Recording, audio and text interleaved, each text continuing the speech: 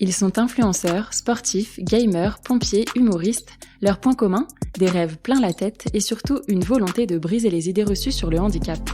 Sur les réseaux sociaux, ils cumulent des milliers de likes et de commentaires. La recette de leur succès, nous leur avons posé la question. Bienvenue sur le podcast Influence-moi, signé handicap.fr et présenté par Clotilde Costil et Cassandre Rogeret.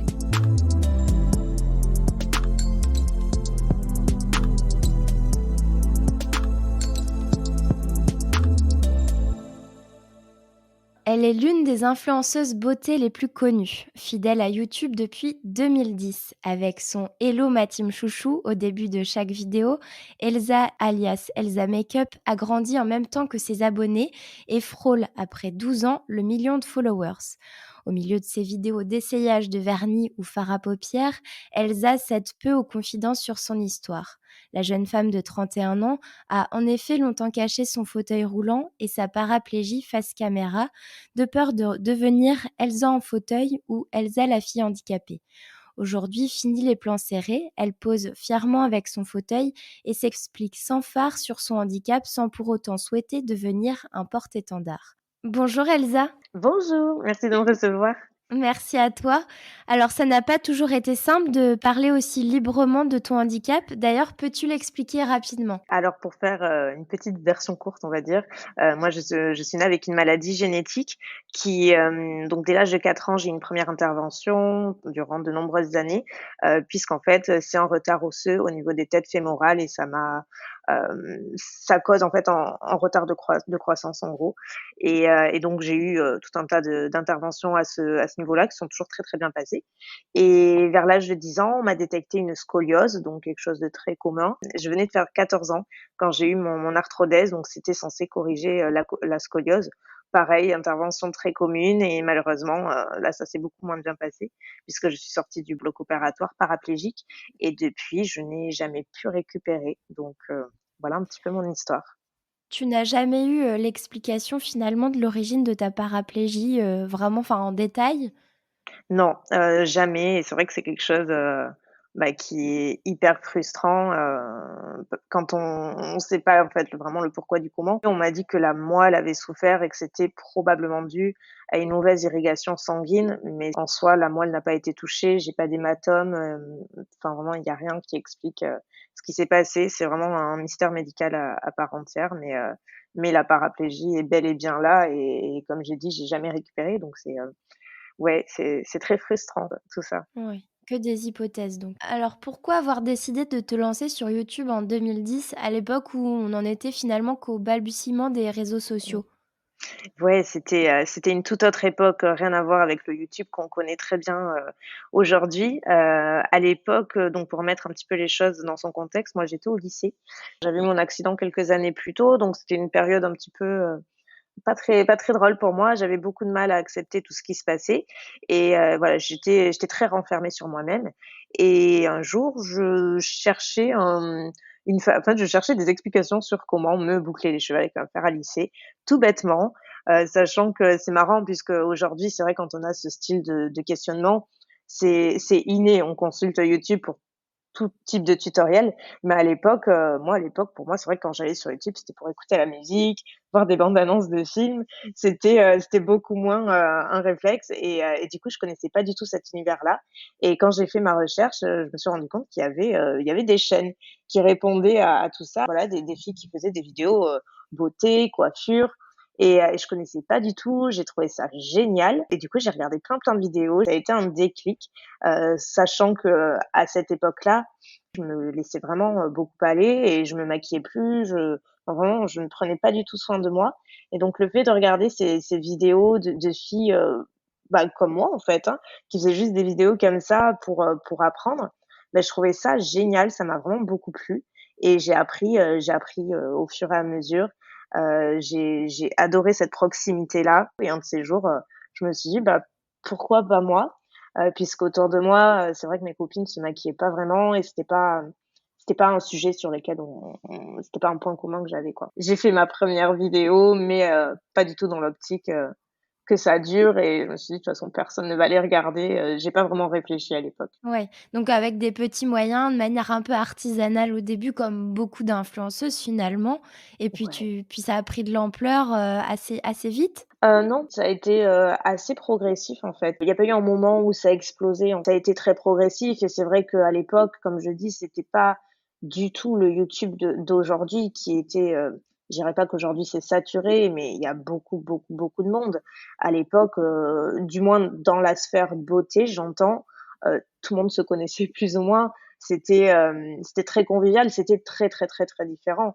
Du coup, les chaînes n'explosaient pas, les gens se sont abonnés petit à petit, mais j'ai eu le temps de m'y faire, en fait. Et justement, avec du recul, en regardant 12 ans en arrière, comment tu pourrais qualifier ton évolution finalement entre la Elsa, des débuts et la Elsa d'aujourd'hui? Ouf, si j'avais pas pris cette décision ce jour-là de me lancer sur YouTube, je sais pas du tout ce que je serais devenue parce que YouTube m'a vraiment fait grandir, m'a fait évoluer, m'a vraiment donné confiance en moi et m'a donné un but, en fait, quelque part parce qu'à ce moment-là, j'avais eu mon accident quelques années plus tôt, j'étais dans une sphère où en fait je me disais: «Bah, tu plus rien à apprendre aux autres, enfin, qu'est-ce que tu vas apporter aux gens et tout?» Et en fait, via le make-up, je me suis sentie utile à nouveau, même si c'était tout bête et ça peut paraître, à premier abord un peu superficiel, ça l'était pas du tout. Pour moi, ça avait une autre dimension. Je me suis toujours sentie utile auprès des gens et ça m'a vraiment donné une confiance en moi terrible. Ouais, c'est intéressant.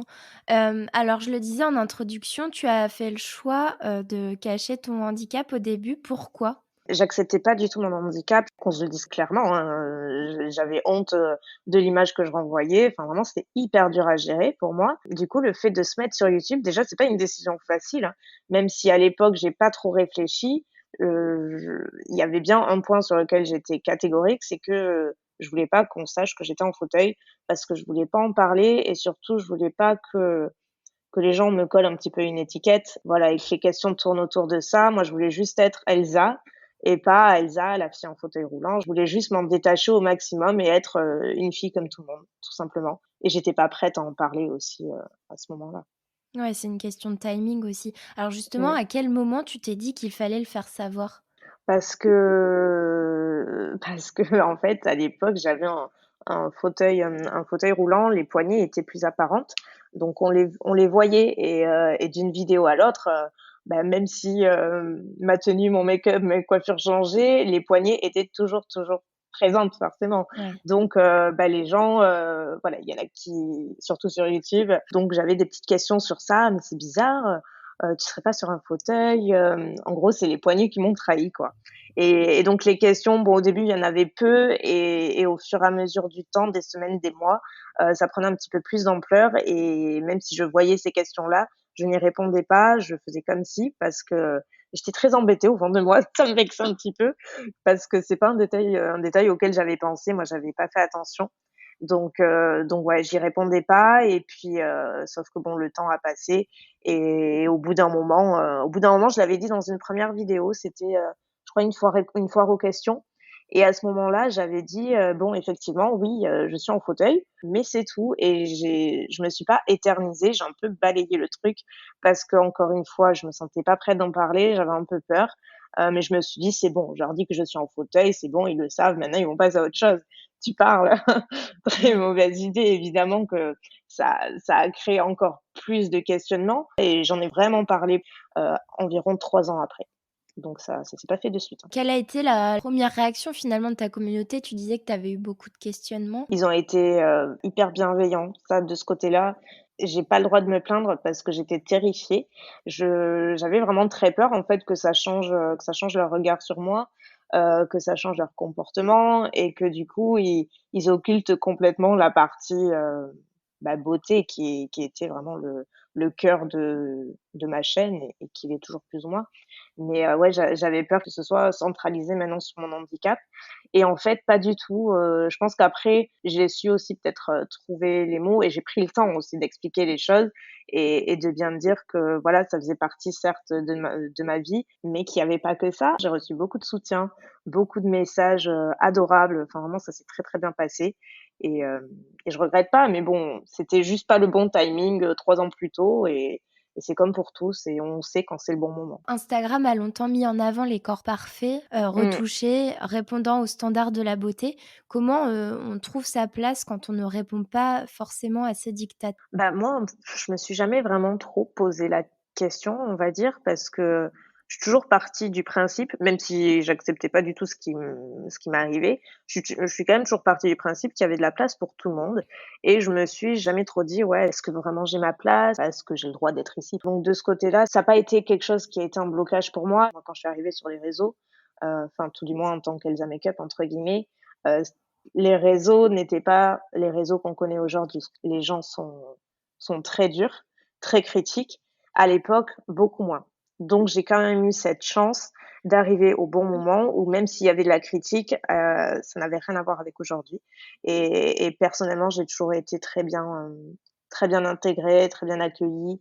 J'ai rarement eu de problèmes de ce côté-là et après je pense que c'est aussi dans le caractère et dans ce qu'on renvoie et moi, voilà, comme je te dis, je suis toujours partie du principe que tout il y avait de la place pour tout le monde et je le pense toujours, hein, plus que jamais même. C'est intéressant ce que tu dis parce que en fait, toi, tu estimes qu'au début, il y avait plus de bienveillance qu'aujourd'hui, alors qu'on est plutôt dans une logique, Mmh, de body positive, voilà, d'acceptation, de la différence, mais en fait, c'est du ouais. fake finalement?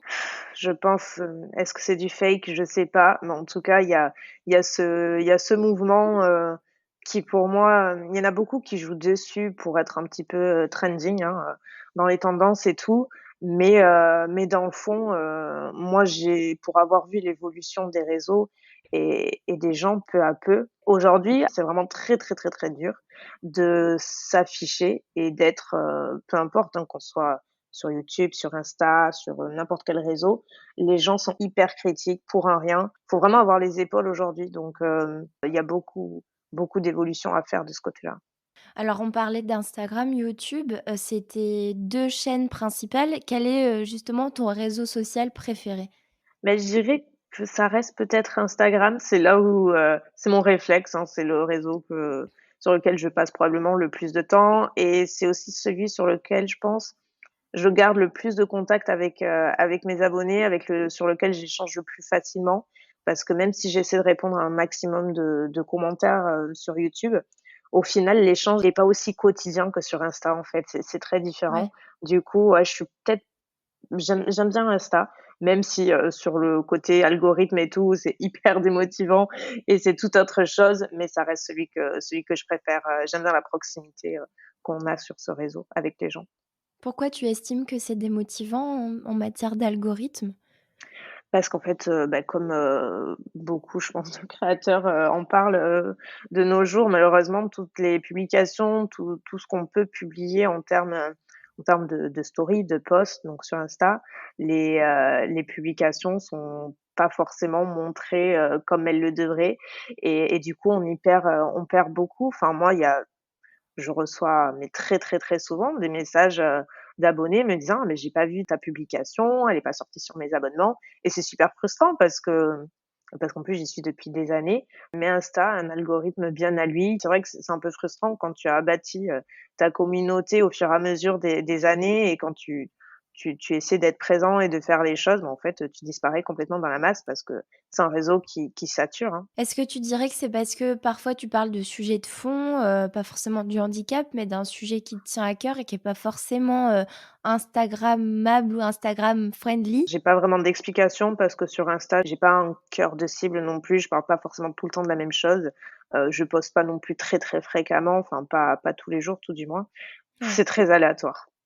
Tu disais tout à l'heure que tu aimais bien Instagram parce que ça te permettait de marquer un peu plus d'interaction avec tes Mmh. abonnés. Est-ce que tu dirais que tes abonnés ont un profil particulier et quel lien justement as-tu développé, en particulier avec eux? C'est marrant parce qu'avant-hier, j'ai croisé une abonnée qui me disait qu'elle me regardait depuis quasiment mes premières vidéos, même à l'époque où vraiment, il devait y avoir 100 vues quoi sur une vidéo, donc c'est trop drôle et justement on parlait un petit peu de ça, de l'évolution, de YouTube et tout et en fait, je me rends compte que beaucoup, beaucoup de mes abonnés ont grandi avec moi, sont là depuis alors il y en a bien sûr qui sont arrivés plus sur le tard, mais il y en a quand même beaucoup qui sont là depuis très, très longtemps et qui ont grandi avec moi et ça se ressent parce que du coup, enfin, il y en a plein que je reconnais par les pseudos et tout et voilà, on échange depuis des années. Ce que j'ai bâti sur YouTube avec mes abonnés, c'est ma deuxième famille. J'en suis hyper, hyper reconnaissante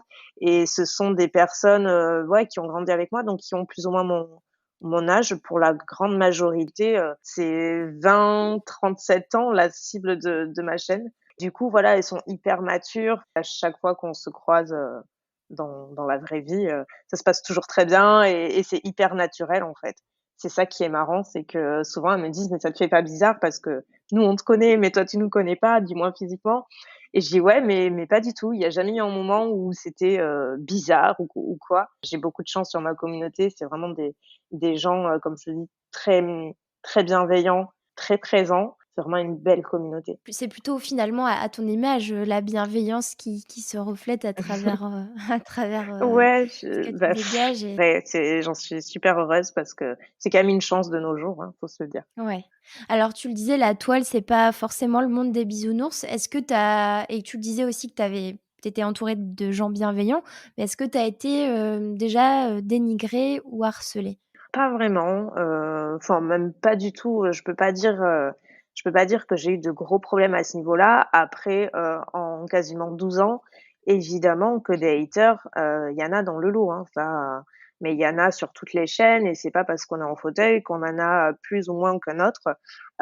Moi, franchement, de ce côté-là, je m'estime heureuse encore une fois parce que dans le lot, ça aurait pu être, bien, bien pire. C'est vrai qu'au début, quand, les premiers temps où j'avais vraiment parlé ouvertement de mon handicap, je me souviens, ça a été vraiment c'est le seul souvenir, que j'ai qui m'avait marquée. Bah, ça m'avait profondément choquée et ça avait choqué beaucoup de monde aussi.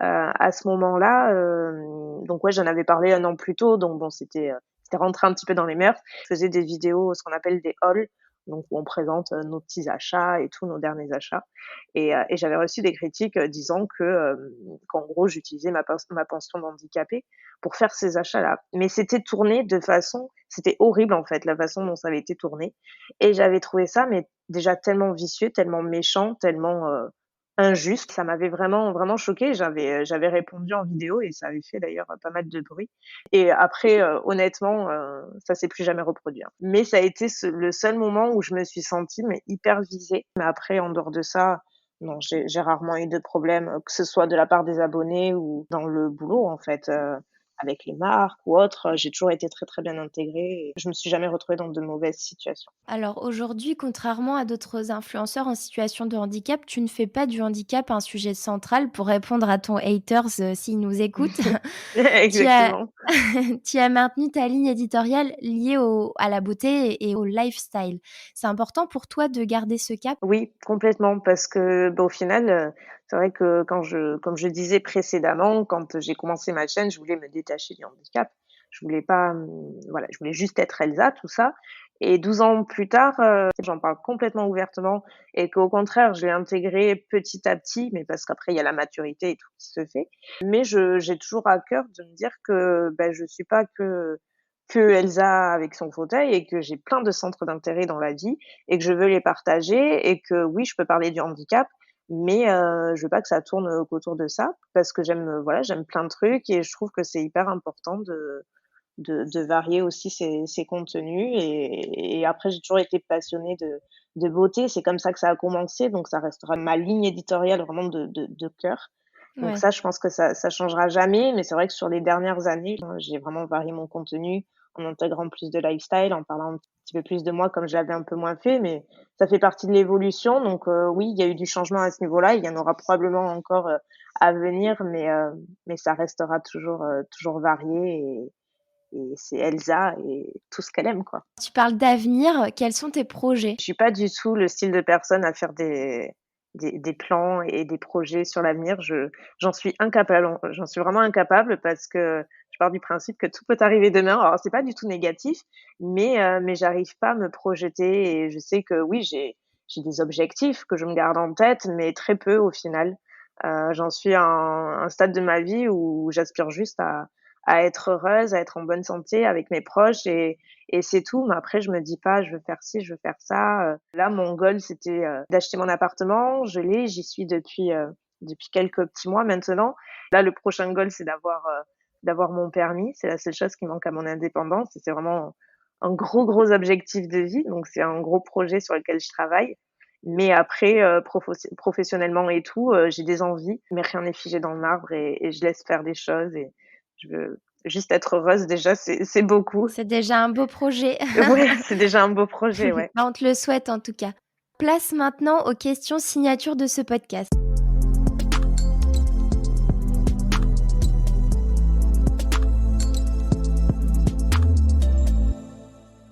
Première question, quelle est la remarque récurrente au sujet de ton handicap? Je pense que c'est plus, des petites choses liées à l'accessibilité, mais c'est des petites choses sur lesquelles les personnes valides ne pensent pas forcément quand on va au resto ou autre.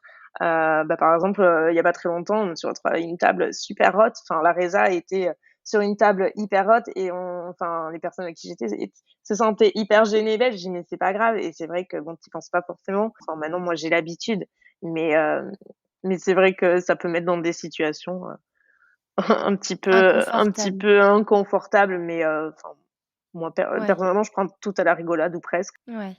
La musique qui te rebooste en cas de coup de mou? J'aime bien, pour le coup, c'est des circonstances.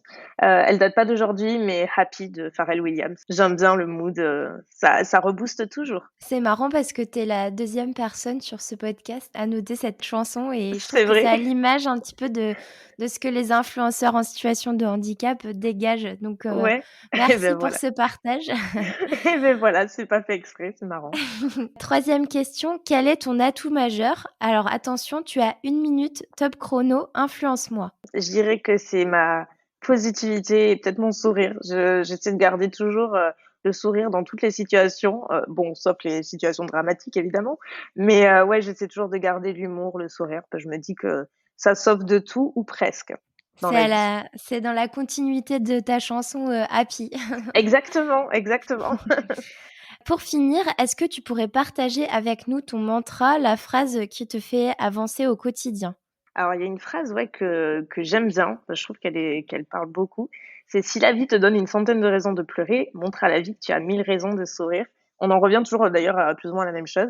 Peu importe l'embûche qui se trouve sur ton chemin, tu as forcément d'autres raisons dans la vie qui vont te faire avancer. Tout dépend de la situation, bien entendu, mais ma mère m'a toujours dit qu'il fallait toujours aller de l'avant dans la vie, peu importe, ce qui se passait sur notre chemin et j'ai toujours essayé de me dépasser et de jamais regarder en arrière et je trouve que c'est hyper important de le garder toujours en tête et d'avancer coûte que coûte et voilà. Après c'est parfois plus facile à dire qu'à faire, j'en suis bien consciente, mais quand on veut, on peut. Merci, Elsa pour cette positive attitude et pour cet entretien sans filtre. Si vous souhaitez connaître de nouvelles astuces beauté, lifestyle, maquillage, mais pas que, rendez-vous sur sa chaîne YouTube Elsa Makeup. Hâte en tout cas de suivre tes nouvelles aventures. À bientôt Elsa. À bientôt, merci beaucoup. C'est la fin de cet épisode, merci de l'avoir suivi. Il a été réalisé par Clotilde Costil et Cassandre Rogeret pour handicap.fr. On vous dit à la semaine prochaine pour un autre Influence-moi. En attendant, pour découvrir ou redécouvrir tous les autres épisodes, rendez-vous sur handicap.fr. À bientôt!